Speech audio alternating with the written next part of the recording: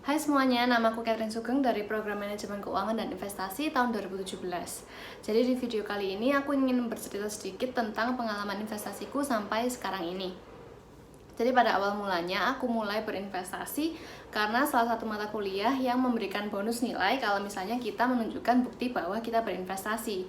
Dan pada saat itu aplikasi Bibit, yaitu aplikasi reksadana ini sedang kayak populer di kalangan mahasiswa. Jadi akhirnya aku mencoba juga Bibit dan aku juga coba P2P lending waktu itu. Karena mereka yang paling digital lah, jadi aku nggak mau repot gitu. Terus akhirnya keterusan sampai sekarang.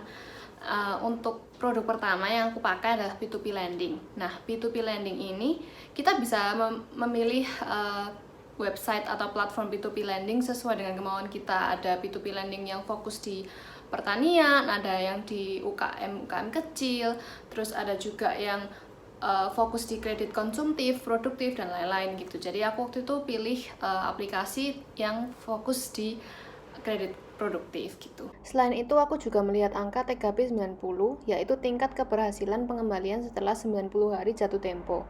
Angka 98% ini berarti 98% peminjam berhasil mengembalikan dana dalam jangka waktu 90 hari setelah tanggal jatuh tempo.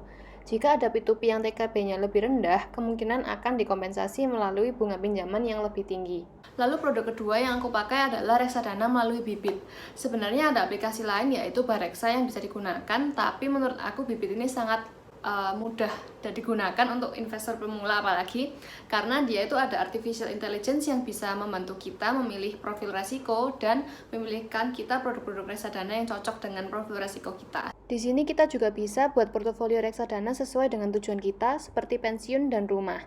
Setiap tujuan bisa ditentukan dana yang mau dicapai berapa, lalu Bibit bisa memperhitungkan berapa uang yang harus diinvestasikan setiap bulannya.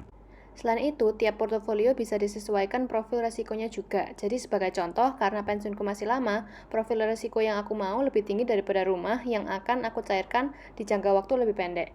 Produk ketiga yang aku pakai adalah obligasi negara. Waktu itu aku mulai karena sedang ramai-ramainya Ori 17 yang digunakan untuk memerangi wabah corona.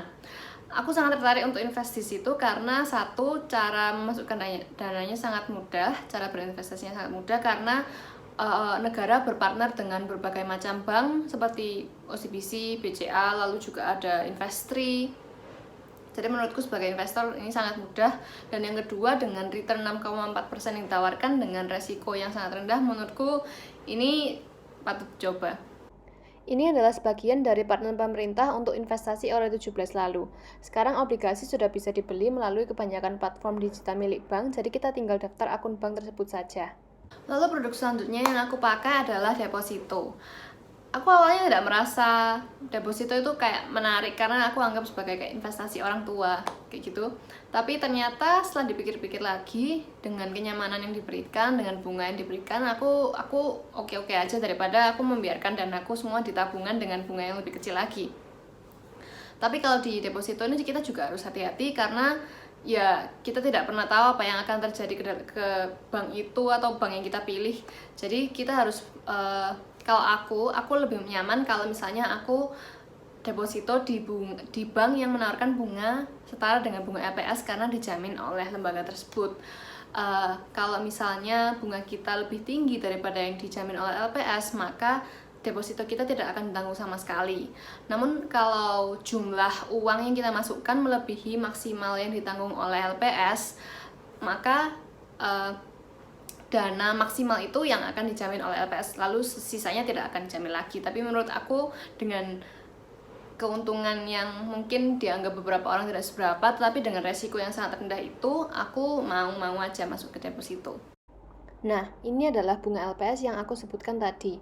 Bunga LPS ini bisa berganti sesuai dengan keadaan ekonomi.